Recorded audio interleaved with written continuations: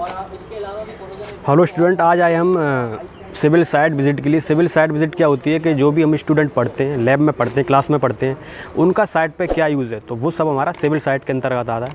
ये सारे स्टूडेंट हैं, ये सिविल साइट विज़िट के लिए आए हुए हैं। तो यहाँ पे जो इंजीनियर है वो उनको डिस्क्राइब कर रहे हैं। तो आइए जानते हैं क्या चल रहा है। कॉलम, ठीक है, कॉलम्स में ये तुम्हारे वर्टिकल बार हो गए, वर्टिकल, और ये तुम्हारी स्टेरिप्स, रिंग बोलते हैं, रिंग्स भी बोलते हैं, स्ट्रप्स भी बोलते हैं। जनरली अब देखो ये 8 mm की होती हैं। जो बता रहे थे, ये लिखा हुआ है, ये कंपनी का नाम लिखा है, और ये लिखा है 550D। तो ये क्या है आपका, ये MP 450 इसकी स्ट्रेंथ है इस रीइंफोर्समेंट बार की। तो ये स्ट्रेंथ को शो कर रहा है, और ये लिखा है 12, ये कितना है 12 है। तो हर स्टील पे अगर हमें ऐसे नॉर्मली नहीं पता चल रहा तो हम इसको यहाँ पर डिटेल मेंशन होती है तो उससे ही पता कर सकते हैं। और जैसे जैसे आप कंस्ट्रक्शन साइट पे काम करते जाओगे, एक्सपीरियंस हो जाता है, फिर तो देखने से पता चल जाता है। देख के ही बता सकते हो ये कितने का, ये 8 mm का है, ये 10 mm का, ये 12 mm का है, वो आपको फिर देख के पता चल जाता है। जो मेन रेनफोर्समेंट का डायमीटर बड़ा होता है, स्ट्रिप्स का कम होता है, वो तो होता है कॉलम में। और रेक्टेंगुलर कॉलम में, रेक्टेंगुलर में आपकी मिनिमम रेनफोर्समेंट कितनी होती है? 4 होती है कॉर्नर्स के अंदर, और सर्कुलर में आपकी 6 होती है सर। तो ये आ गया। अब ये नीचे की तरफ जो आप देख रहे हो, ये टाई बीम चल रहा है, ये नीचे की तरफ टाई बीम है, और ये प्लिंथ बीम, प्लिंथ बीम भी बोलते हैं और टाई बीम भी बोलते हैं, जिससे आपका ये जो आपका ब्रिक वर्क है, ये ब्रिक वर्क यहाँ से आपका मेन स्टार्ट होगा। ये बाकी आप देख रहे हो ऊपर कॉलम, बीम, और फिर आपकी ये स्लैब, और यहाँ बीच में आपका ये एक्सपेंशन जॉइंट आ रहा है। ये रहा एक्सपेंशन जॉइंट, ये देख सकते हो स्टूडेंट आप, ये है आपका एक्सपेंशन जॉइंट। ये देना बिल्डिंग में बहुत ज़रूरी है। ये नहीं दे तो तुम्हारे बिल्डिंग जो स्ट्रक्चर उसमें क्रैक्स आ सकते हैं। ये कहीं कहीं देख सकते हो आप, रिकॉम्बिंग हो रखी है।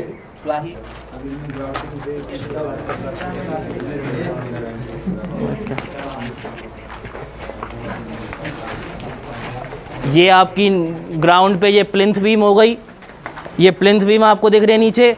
अब ये प्लिंथ बीम का पर्पस क्या है? हाँ भाई, प्लिंथ बीम का क्या पर्पस है? प्लिंथ बीम का, ये प्लिंथ बीम हमें एक तो बेस प्रोवाइड कर रही है, किसके लिए? ब्रिक वर्क के लिए और मैसन वर्क के लिए, मैसनरी वर्क के लिए। और यहाँ पर हमारे इस प्लिंथ बीम से ही हमारे सेक्शंस पता चलेंगे कि कौन से, और ये प्लिंथ बीम किस किस जगह पर होगी?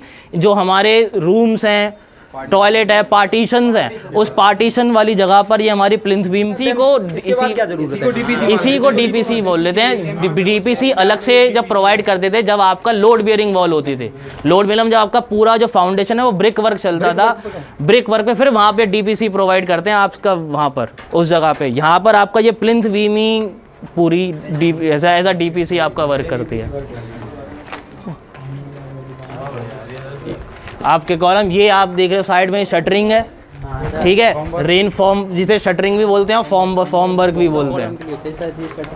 हाँ, तो फॉर्म वर्क और शटरिंग ऐसे कहते हैं। स्लैब्स का आपका है। तो संकिन का मतलब, अभी संकिन ऊपर से बताएंगे संकिन का क्या पर्पज है। यहाँ पर संकन पोर्शन होता है, संकन पोर्शन वहाँ प्रोवाइड करते हैं, यहाँ पे आपके टॉयलेट और बाथरूम आते हैं। बाकी आप देखोगे ये भी एक स्लैब, ये वाला पोर्शन आपका थोड़ा अप है, ये वाला पोर्शन थोड़ा डाउन है।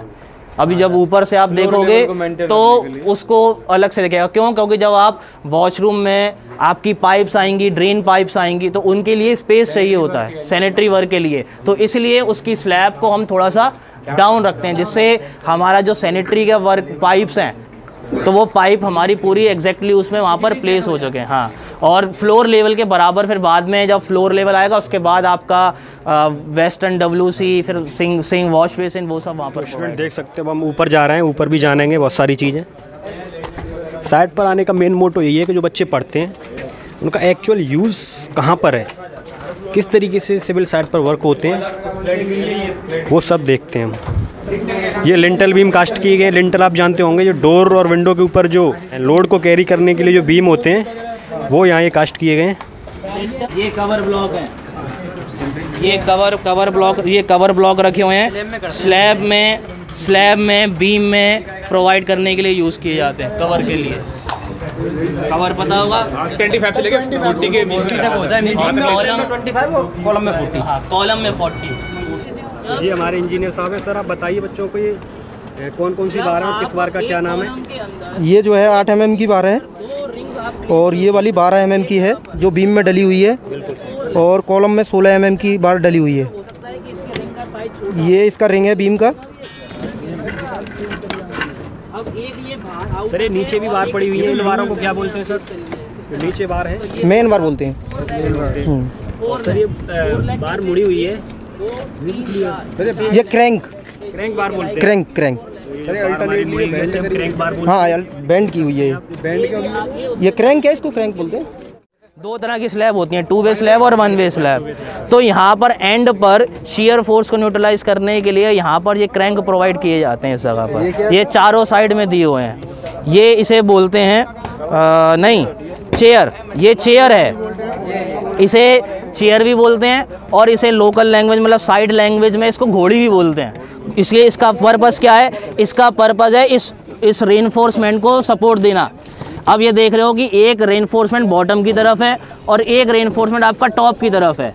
इन दोनों रेनफोर्समेंट के बीच में आपकी स्पेसिंग रहे, उस स्पेसिंग को मेंटेन करने के लिए ये चेयर प्रोवाइड की जाती है, कि जिससे कि अगर ये चेयर नहीं प्रोवाइड करेंगे तो क्या होगा? अब जैसे वर्कर जब इस पर लेबर वर्क करेगी, कंक्रीटिंग करेंगी, तो पैर वगैरह से इससे क्या होगा? बेंड हो जाएंगे। अब ये फिक्स तो है नहीं, एक वायर के थ्रू ही अटैच किए हुए हैं, तो इसके लिए इन दोनों रेनफोर्समेंट के बीच में स्पेसिंग है, इसलिए ये प्रोवाइड की जाती है थोड़ी कुछ डिस्टेंसेस के ऊपर। इसे चेयर बोलते हैं, चेयर, और मतलब साइड लैंग्वेज में इसको घोड़ी भी बोलते हैं। और ये आपकी यहाँ पर ये बीम आ गई। सर ये फिक्स नहीं रहती, इसको बैंड नहीं करते वायर से, ऐसी रहती है? करते हैं ठीक है। अब जब यहाँ पर कास्टिंग वर्क होगा तो कास्टिंग वर्क करने से पहले इसकी पूरे की सफाई की जाएगी। इसमें कोई भी आपका रैपर, कोई भी मिट्टी गंदगी कुछ नहीं होना चाहिए, पानी से धुल दिया जाएगा, पूरा धो दिया, इसको साफ़ कर दिया जाएगा। और यह शटरिंग प्रोवाइड करने, इस पर प्लेस करने से पहले रेनफोर्स इस पूरे पे ऑयलिंग की जाती है। ऑयलिंग किसकी क्यों की जाती है? जिससे हम इजीली बाद में इस शटरिंग को जब रिमूव करें तो इजीली रिमूव हो जाए। हाँ, फिनिशिंग भी क्लियर आए उसके लिए। जो आपके माइल्ड स्टील बार होते थे, तो माइल्ड स्टील बार के अंदर ये देखो यहाँ पर आपके एक्स्ट्रा बार होंगे। ये आपका बीम, इस बीम में मेन आपके 4 बार हैं। अब ये देखो ये रेनफोर्समेंट अलग से दिख रहा है, ठीक है, इन्हें हम बोलते हैं एक्स्ट्रा रेनफोर्समेंट बार। जब पहले माइल्ड स्टील बार थे तो माइल्ड स्टील बार में इनमें क्रैंक दिया जाता था 45 डिग्री पे। ये पूरा अब ऐसे ही यहाँ पर मिडिल में दिया हुआ होगा, कहीं मिडिल में है, बॉटम में? नहीं, मिडिल में नहीं है, बॉटम में नहीं है। नहीं। अच्छा, देखो वैसे एक्स्ट्रा बार जो होते हैं वो टॉप में दिया जाता है एंड सपोर्ट पर, और मिडिल में दिया जाता है एक्स्ट्रा रेनफोर्समेंट बार जिसके बीम के सेंटर में, ठीक है। और उस पहले ये पूरा एक ही बार होता था, पहले बेंट प्रोवाइड कर देते, लेकिन HYSD बार है उसे बेंट करना थोड़ा सा हार्ड रहता है, तो इसलिए उसमें हम एक्स्ट्रा के फॉर्म में जहाँ पर हम प्रोवाइड करते हैं। Thank you sir. हाँ, तो इससे कोई स्ट्रेंथ भी मिलती है क्या बीम को? इससे हाँ, ये आपका यहाँ पर उसके लिए है ना, बेंडिंग मूवमेंट को न्यूट्रलाइज करने के लिए, बेंडिंग मूवमेंट के लिए ये कवर ब्लॉक है। अब ये कवर तुम्हारे इसलिए दिए हुए हैं क्योंकि अब जैसा यहाँ पे चेयर का काम है दोनों रेनफोर्समेंट के बीच के स्पेसिंग रहना, इसी तरह से इन कवर ब्लॉक का वर्क है ये शटरिंग और रेनफोर्समेंट बार के बीच में स्पेस प्रोवाइड करना। जब हम यहाँ पे कंक्रीटिंग करेंगे तो उस कंक्रीटिंग के टाइम पर यहाँ पे इनके बीच में बॉटम में आपका क्या हो, स्पेसिंग रहे और कंक्रीट हमारा इजीली फिल हो जाए। अगर हम स्पेस यहाँ ये कवर नीचे दिखेंगे, अगर हम कवर ब्लॉक नहीं प्रोवाइड करेंगे तो क्या होगा, ये रेनफोर्समेंट बार है बिल्कुल बॉटम पे चली जाएंगी, और जब हम शटरिंग रिमूव करेंगे तो नीचे से हमें रेनफोर्समेंट बार दिखाई देगा। अगर रेनफोर्समेंट बार दिखेगा, मॉइस्चर के अंदर कांटेक्ट में आएगा तो वहाँ पे क्या होगा, रस्टिंग जनरेट हो जाएगी, और इससे फिर हमारी ये स्लैब रेनफोर्समेंट बार डिग्रेड होगा और इसकी स्ट्रेंथ जो है वो डाउन होती जाएगी।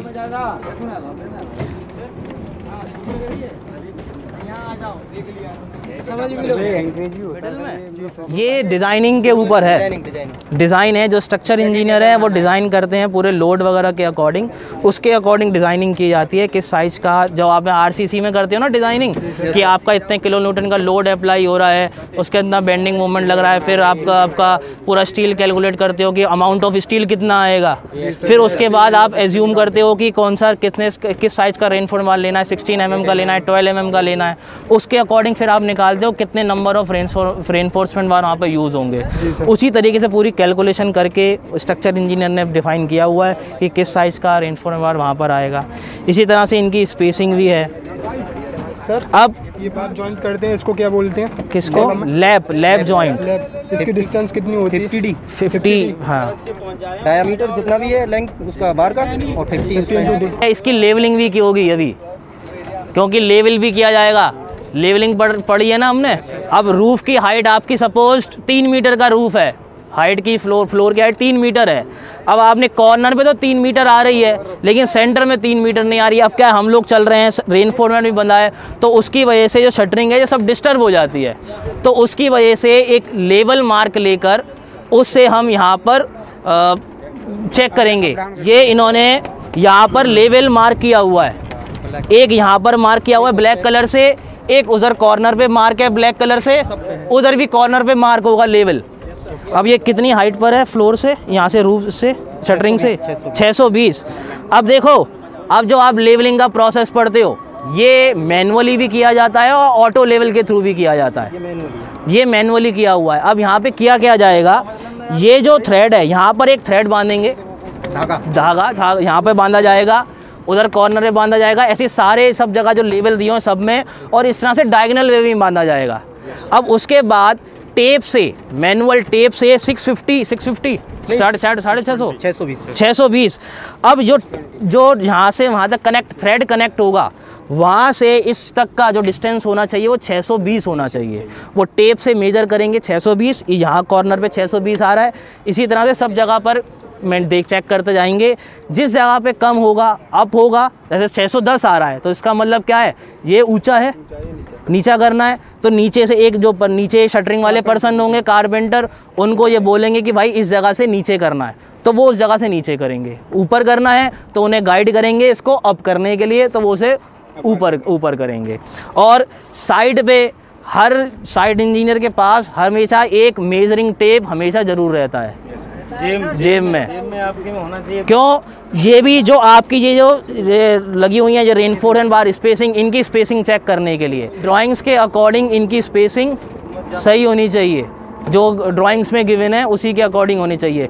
तो कंस्ट्रक्शन कंक्रीटिंग करने से पहले एक पूरा इंस्पेक्शन होगा, टेप से बगैर पूरा मेजरिंग करेंगे कि इनकी स्टेरिप्स और इनकी रेनफोर्समेंट की सबकी स्पेसिंग सही है कि गलत है। अगर गलत है, कहीं स्पेसिंग कम ज़्यादा आ रही है, तो उसकी स्पेसिंग को सही किया जाएगा। फिर उसके बाद कंक्रीटिंग स्टार्ट होगी। ये देख लीजिए आप, ये लेबर है यहाँ पर वर्क कर रही है। ये पूरा जो रेनफोर्समेंट उसे प्रोवाइड किया जा रहा है। ये इधर से स्टेयर है और ये पूरा रेनफोर्समेंट का काम चल रहा है। यहाँ ये बच्चों को आज जानकारी दी हम लोगों ने कि रेनफोर्समेंट कैसे डाला जाता है, कितने कितने mm की बार होती है, एंकर बार क्या होती हैं, कंप्रेशन बार क्या होती हैं, टेंसाइल बार क्या होती हैं, सब के बारे में बताया। लैपिंग कितनी होनी चाहिए, वो सब कुछ यहाँ बताया बच्चों को आज। ये देख सकते हैं आप, पाइप है, यहाँ से वायरिंग वगैरह जो स्लैब के अंदर वो प्रोवाइड किया जाता है। जो आपकी लाइट जलती है, फ़ैन चलते हैं, वो वायर इसी के थ्रू जाते हैं। Open well dog leg stair है। कि किस किस जगह पे आपका ब्रिक वर्क आएगा। अब जैसे इस जगह पे ब्रिक वर्क नहीं किया हुआ है, तो इसका मतलब यहाँ पर डोर है। अब ऐसे आप पीछे देखोगे, किसी जगह पे ब्रिक है, कुछ जगह पर आपका ब्रिक वर्क नहीं किया हुआ, तो उस जगह पे आपका डोर आ रहा है, इस वजह से वहाँ पे ब्रिक वर्क नहीं किया हुआ है। बाथरूम चारों तरफ से बंदी कर दे, ऊपर से वर्क नहीं दिया हुआ, ये ब्रिक इधर किया हुआ है, तो यहाँ पर डोर है, वहाँ को कॉर्नर पे डोर है बाहर बालकनी के लिए, तो इस वजह से ये ब्रिक का लेआउट किया हुआ है। ये डिफाइन कर दिया है एक गाइड। अब यही काम किसका है? ये ब्रिक नहीं है, सॉरी, यहाँ पर ब्रिक वर्क नहीं किया गया। यहाँ क्या है, डोर वगैरह फिक्स किए जाएंगे। सीनियर इंजीनियर जो भी है उसकी रिस्पॉन्सिबिलिटी है कि अकॉर्डिंग टू ड्राइंग को देखकर वहाँ पे जो मैसन है उनको बताना कि किस किस जगह पर आपका डोर आएगा, किस साइज़ का डोर आएगा। अब ये भी जो स्पेस दिया हुआ है एक डिफाइन स्पेस है। अब यहाँ पे 3 फुट का डोर है या 2.5 फीट का डोर है, तो उसके अकॉर्डिंग स्पेस छोड़कर यहाँ ब्रिक वर्क किया हुआ है। अब ये ब्रिक वर्क का क्या हुआ, लेआउट का मतलब है कि यहाँ पर एक गाइड पॉइंट्स मिल गए वर्क लेबर के मैसन को कि इन जगह पर उनको ब्रिक वर्क करना है। अब जो ब्रिक लेबर मैसन आएंगे वो इन जगहों पर यहाँ पर डायरेक्ट ब्रिक वर्क करना अपना स्टार्ट कर रहे हैं। इसमें जो है डोर का लेआउट छोड़ते हैं, उसमें 10 mm एक्स्ट्रा छोड़ के चलते हैं। डोर जो लगाते हैं उसके लिए अगर 10 mm एक्स्ट्रा नहीं छोड़ेंगे तो हमारा जो डोर है वो प्रॉपर आएगा नहीं, उसमें लगाने में दिक्कत आएगी। इसीलिए इसको 10 mm एक्स्ट्रा छोड़ के चलते हैं। और जो ब्रिक वर्क लेआउट होता है उसको ड्राइंग के अकॉर्डिंग ही करना पड़ता है। डायमेंशन जितना भी ड्राइंग में दे रखी है उसके अनुसार करते हैं इसको। सर इसमें आपके पास रेनफोर्समेंट बार का कोई ड्राइंग है क्या? है, उसे भी एक बार दिखा दीजिएगा। ये लेआउट प्लान है। ये देखिए आपका जो कॉलम है हमारे उनका पूरा लेआउट है। स्टार्टिंग करते हैं हम बनाना तो इस तरीके से करते हैं। फुटिंग, सेंटर फुटिंग लाइन वगैरह जो भी हम देते हैं, सेंटर देते हैं, वो कॉलम हमारे एज इट इज़ पोजीशन पर रहनी चाहिए। अदरवाइज हमारा जो स्ट्रक्चर है वो फिल कर जाएगा। मतलब रेंच एक तरीके से रेंच बोल सकते हैं, वो आ जाती है। सर ये हाथ से बनी हुई है, ये सब ऑटोकैड से बनी हुई है। ये आपका कॉलम का है, कॉलम का स्टील का वो है डायमेंशन। हाँ, जो स्टील वगैरह हैं कितनी प्रोवाइड की गई हैं। ठीक है सर। ये प्लिंथ बीम का ड्राइंग है। ये प्लिंथ बीम है आपकी, जो भी हम लोगों ने आपको दिखाई थी उसे किस तरीके से बनाते हैं उस हिसाब से ये ड्राइंग है। ये उसका स्टेयर का है। ये स्टेयर है जो आपकी जितनी भी सीढ़ी हैं सर, सारी स्टेयरों का यही है। स्ट्रिप, हाँ, जो स्ट्रिप्स पड़ती हैं हमारी रिंग वगैरह होती हैं बीम या कॉलम में, और उस स्टील की यहाँ पे जानकारी दी गई है। ये स्लैब का है। ये स्लैब का है आपका, ये स्लैब का स्टील है। इस स्लैब में स्टील है, कितने mm की कितनी बार है, उनका डायामीटर क्या है, कहाँ कितनी बार देनी है, वो सब है इसमें। ये फर्स्ट ये जो 10 mm है दोनों साइड में एक्स्ट्रा दे रखा है, जिससे हमारा डोर है वो आसानी से फिक्स हो सके। ये देख लीजिए। तो ये पूरा यहाँ पर कंस्ट्रक्शन चल रहा है। ये कुछ विला बन के प्रिपेयर हो गए हैं। विला क्या होते हैं, इनमें हमारा घर भी हमारा ही हो, छत भी हमारी हो और ज़मीन भी हमारी हो, उनको हम विला बोलते हैं। ये अभी अंडर कंस्ट्रक्शन है। और यहाँ प्रॉपर जो भी आपके कहीं भी एक प्रॉपर कॉलोनी डेवलप की जाती है, वहाँ ड्रेनेज की भी उचित व्यवस्था होनी चाहिए।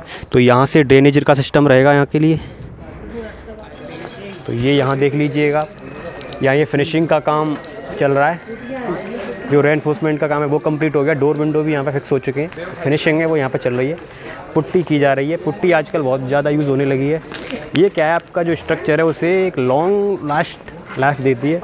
जो भी हमारा रेन वगैरह होता है वो आसानी से हमारी बिल्डिंग के अंदर परकुलेट। ये आपकी पुट्टी, ये आजकल क्या है, जो प्लास्टर है उसके ऊपर डायरेक्ट हम पेंट नहीं करते हैं, पहले पुट्टी की जाती है। पुट्टी क्या है, जो हमारा जितने भी हमारे वॉर्ड्स रहते हैं वॉल पे, वो सारे वॉर्ड इसमें फिल हो जाते हैं पुट्टी के द्वारा।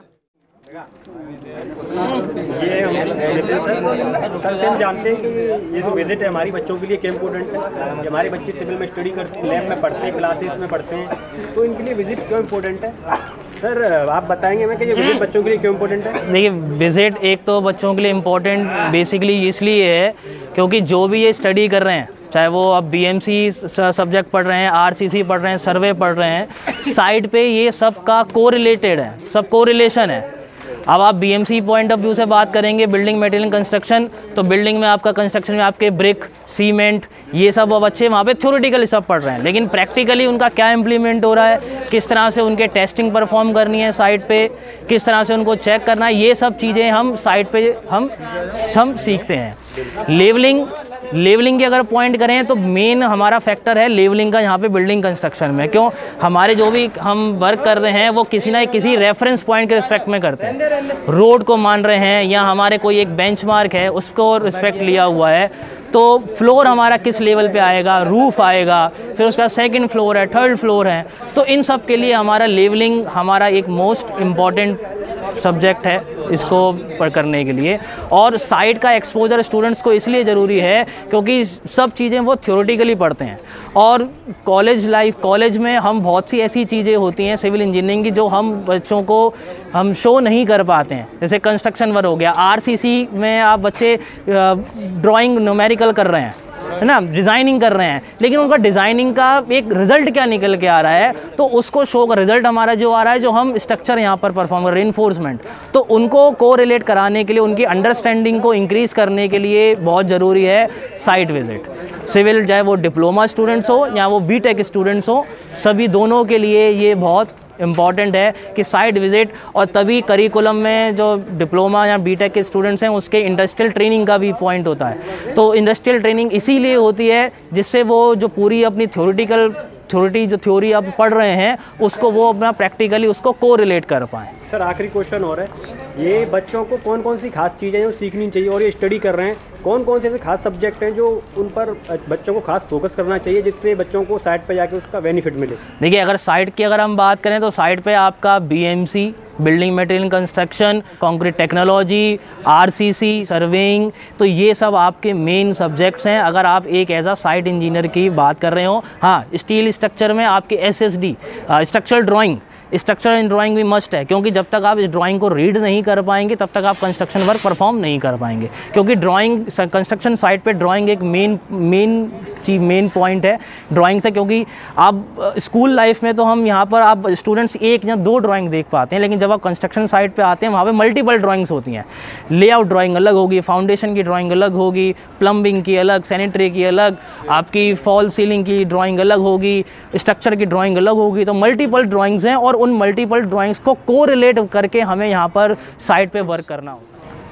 Knowledge of code, knowledge of basic terms, तो ये सब चीज़ें, और यूनिट्स, कन्वर्जन से का भी बहुत ज़रूरी है, क्योंकि आपको ड्राइंग्स में आपका मीटर में दिया हुआ है, साइट पे आपको फिट में वर्क करना है। जो लेबर है वो फिट मीटर में नहीं जानती है, फिट में जानती है, तो आपको यूनिट कन्वर्जन भी आना चाहिए। एस्टिमेशन एंड कॉस्टिंग, क्योंकि साइट पे आपको एस्टिमेशन कॉस्टिंग भी करना है, कैलकुलेशन भी करनी है कि ड्राइंग के अकॉर्डिंग हमारी कितनी मटेरियल रिक्वायर्ड है और एक्चुअली साइट पे हमारा कितना मटेरियल यूज्ड हो रहा है। तो उसकी कैलकुलेशन करने के लिए हमारा एस्टिमेशन कॉस्टिंग सब्जेक्ट भी बहुत इंपॉर्टेंट है। Thank you so much sir, आपने ये सारी जानकारी बच्चों को दी और बताया कि कौन कौन सी सब्जेक्ट पर बच्चों को खास फोकस करना चाहिए जिससे कि वो साइट पर अच्छी तरीके से काम कर सकें। Thank you so much sir. Thank you very much. ये आपकी वाटर टंकी है। किसी भी विकसित आवासीय कॉलोनी के लिए समुचित पानी की व्यवस्था होनी चाहिए। ये यहाँ पर है वाटर की टंकी। ये यहाँ पर देखिए आप फुटिंग का काम चल रहा है। इनकी ड्राइंग आपने ज़रूर देखी होगी। आपका काम बिल्कुल बेस से ही शुरू हो रहा है, बनाए जा रहे हैं यहाँ बेस से। सारे कॉलमों का जो लेवल है बराबर होता है। ये कॉलम है, ये कॉलम है आपके सारे। तो यहाँ काम अंडर कंस्ट्रक्शन है। ये बता रहा है इसमें कितना पानी, इसमें एनफोर्समेंट दिया हुआ, और फिर उसके बाद ये आपका कॉलम आ गया। ये कॉलम चलेगा, अब इसका एक प्लिंथ बीम होगा, प्लिंथ लेवल आएगा। अब ये जो कंक्रीट फिलिंग करी हुई है जो कॉलम की, ये कॉलम की प्लिंथ लेवल तक भरी हुई है। इस जगह पर अब बीम आएंगी, प्लिंथ की बीम आएगी। तो प्लिंथ की बीम के बाद जब प्लिंथ बीम बन जाएगी, फिर इसके बाद यहाँ पर क्या कर दिया, सॉइल फिल कर दिया जाएगा। जो मिट्टी है वो नीचे की भर दी जाएगी प्लिंथ बीम तक, और फिर उसके अंदर भरने के बाद फिर कुछ टाइम तक उसका पानी वाटर चला देंगे, वाटरिंग कर देंगे, पानी को चला देंगे, पानी जिससे वो मिट्टी अपने आप बैठ जाए, अच्छी तरह से बैठ जाए। फिर बाद में अच्छी तरह से नहीं बैठेगी तो फिर बाद में क्या होगा, कंस्ट्रक्शन वर्क कर देंगे, फ्लोर कर देंगे। फिर जब फ्लैट भी बिक जाएगा, कोई रहने लग जाएगा, पता चले कुछ टाइम के बाद जो फ्लोर है वो नीचे से बैठ गया। तो बैठने का मतलब क्या है, जो नीचे जो सॉइल थी वो क्या हो गई, सेटल डाउन हो गई। तो इसलिए यहाँ पर सॉइल को फिल करने के लिए उसको अच्छी तरह से 1-1.5 हफ्ता हम उसको सॉइल के लिए हम छोड़ देते हैं, जिससे सॉइल पूरी अच्छी तरह से कंसोलिडेट हो जाए। सर फुटिंग करने से सॉइल का हम कोई टेस्ट वगैरह भी करते हैं? फुटिंग करने से पहले अभी जो नेक्स्ट सेमेस्टर में आप पढ़ोगे सॉइल मैकेनिक्स, तो उसके अंदर आएगा फुटिंग बनाने से पहले हम सॉइल की टेस्टिंग करते हैं कि ये सॉइल हमारा कितना लोड बियर कर सकता है, कितने लोड का स्ट्रक्चर लोड बियर कर सकती है। वो हमारे आता है सॉइल इंजीनियरिंग के अंदर, जिसे हम सॉइल मैकेनिक्स भी बोलते हैं, सॉइल इंजीनियरिंग भी बोलते हैं, जियो टेक्निकल इंजीनियरिंग में पढ़ाया था। तो उसके अंदर चीज़ें आती हैं। तो उसी के बेसिस पे हम यहाँ पर ये फुटिंग को डिज़ाइन करते हैं, इनका साइज़ वगैरह जाते हैं। इसी तरह से ये आइसोलेटेड फुटिंग है, इसी तरह से राफ फुटिंग भी होती है। राफ फुटिंग में ये होता है कि ये पूरे पार्ट में आपका कंक्रीट होगा, पूरे में पहले पूरे में पीसीसी होगी, पूरे में पीसीसी होगी, उसके बाद रेनफोर्समेंट आएगा, उसके वहीं से कॉलम वगैरह आएंगे और फिर पूरे की कास्टिंग होगी। मतलब ये पूरा एरिया कंक्रीट से भर जाएगा। अभी ये कुछ जगह पर कंक्रीट है। अभी तुम कह रहे हो कि सर ये कॉलम का साइज़ छोटा है, वो पीछे बड़ा है, उसमें कॉलम सरिया ज़्यादा है। ये तुम्हारा आउटर का कॉलम है, इसलिए इसके अंदर है, वो तुम्हारा मेन कॉलम है, सेंटर में आ रहा है, उसके अंदर लोड ज़्यादा आ रहा है, वो लोड ज़्यादा बियर कर रहा है, इसलिए उसमें रेनफोर्समेंट ज़्यादा है। यहाँ 4 दिए हैं, वहाँ 6 दिए हुए हैं, और उसका साइज़ भी बड़ा है। ये स्क्वायर है, वो रेक्टेंगल है, इसलिए वो साइज़ बड़ा है। स्मॉल वर्क है, मतलब बिल्डिंग का स्मॉल वर्क है, इसलिए इसमें स्लोप में नहीं बार यूज़ की हमने। और बड़ी जो बिल्डिंग का जो लोड है स्ट्रक्चर का, वो इतना ज़्यादा नहीं है कि हमें यहाँ पे स्लोप में प्रोवाइड करना हो। 2 मंजिली तो नहीं है, तो इसलिए हम लोड के ऊपर रहता है सब। नॉर्मल भी बना दो तब भी कोई दिक्कत नहीं है। हाँ, स्लोप बनाने देते हैं। इसकी डिस्टेंस कितनी ली जाती है? ये भी आपके डिज़ाइन के ऊपर। ये नीचे है आपका पीसीसी है, प्लेन सीमेंट कंक्रीट, जिसे हम लीन कंक्रीट भी बोलते हैं, और उसके बाद तुम्हारा आरसीसी है। और पीसीसी करने से पहले भी यहाँ पर इस पूरे एरिया की लेवलिंग की जाती है, क्योंकि सरफेस आपका जो ग्राउंड है, जो सॉइल है, वो लेवल होनी चाहिए। तो ये थी आज की हमारी वीडियो सिविल साइट विजिट। यहाँ बच्चों को लाके दिखाया कि जो सिविल की एक्चुअल साइट होती है वहाँ क्या क्या काम चलता है, क्या क्या वहाँ स्पेसिफिकेशंस रहते हैं। तो अगर दोस्तों ये आपको वीडियो अच्छी लगी है तो चैनल को सब्सक्राइब करके वीडियो को शेयर कर दें।